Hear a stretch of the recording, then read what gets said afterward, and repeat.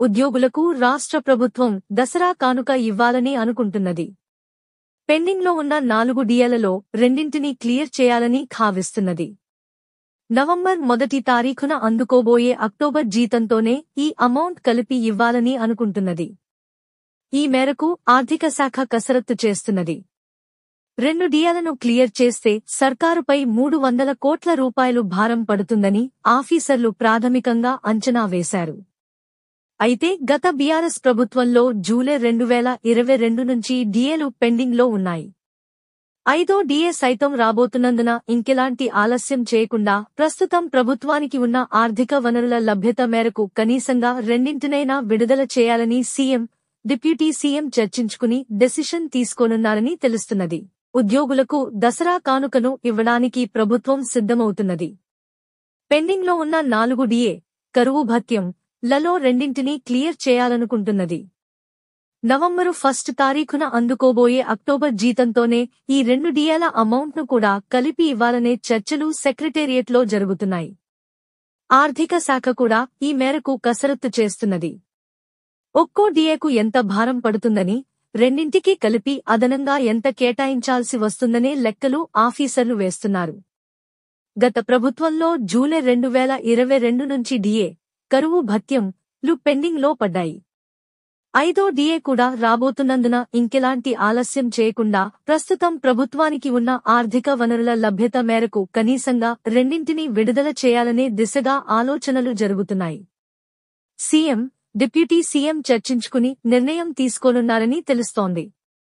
CM, deputy సీఎంలను వేర్వేరు సందర్భాల్లో కలిసిన ఉద్యోగ సంఘాల ప్రతినిధులు వారు ఎదుర్కొంటున్న పలు సమస్యలను రాతపూర్వకంగా తెలియజేయడమే కాకుండా 4 పెండింగ్ డిఏల గురించి కూడా ప్రస్తావించారు.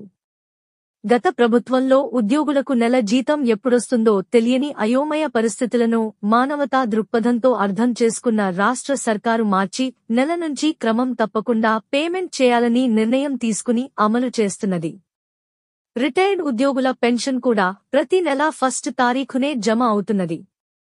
ఉద్యోగుల పట్ల ప్రభుత్వానికి ఉన్న చిత్తశుద్ధిని ఈ నిర్ణయం ప్రూవ్ చేయడమే కాకుండా ఎంప్లాయీ ఫ్రెండ్లీ ప్రభుత్వం ఉన్నదనే మెసేజ్ను పంపింది.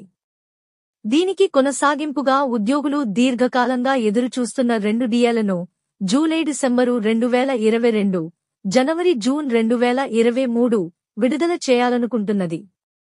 ప్రభుత్వంపై 300 కోట్ల రూపాయలు భారం.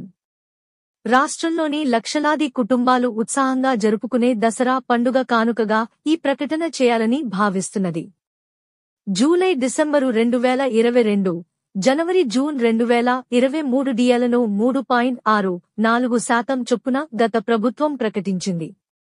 కానీ అమలు చేయకుండా పెండింగ్లో పెట్టడంతో ఇప్పుడు వాటికి మోక్షం కలిగించాలనుకుంటున్నది.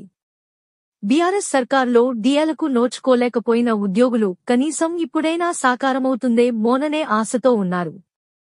ఇదే విషయాన్ని 2 రోజుల క్రితం డిప్యూటీ సీఎం భట్టి విక్రమార్కను కలిసిన సందర్భంగా తెలంగాణ ఉద్యోగుల జేఏసీ ప్రతినిధులు ప్రస్తావించారు. ఎంప్లాయీ ఫ్రెండ్లీ ప్రభుత్వంగా వ్యవహరిస్తున్నందున సమస్యల పరిష్కారంపై దృష్టి సారిస్తామని, తప్పకుండా సానుకూలంగానే నిర్ణయం తీసుకుంటామని క్లారిటీ ఇచ్చారు. 2 డిఏలను క్లియర్ చేస్తే ప్రభుత్వానికి అదనంగా 300 కోట్ల రూపాయలు చొప్పున భారం పడనున్నట్టు ఆర్థిక శాఖ ఆఫీసర్ల ప్రాథమిక అంచనా. వచ్చే ఆర్థిక సంవత్సరంలో మరో 2ంటిపై డెసిషన్.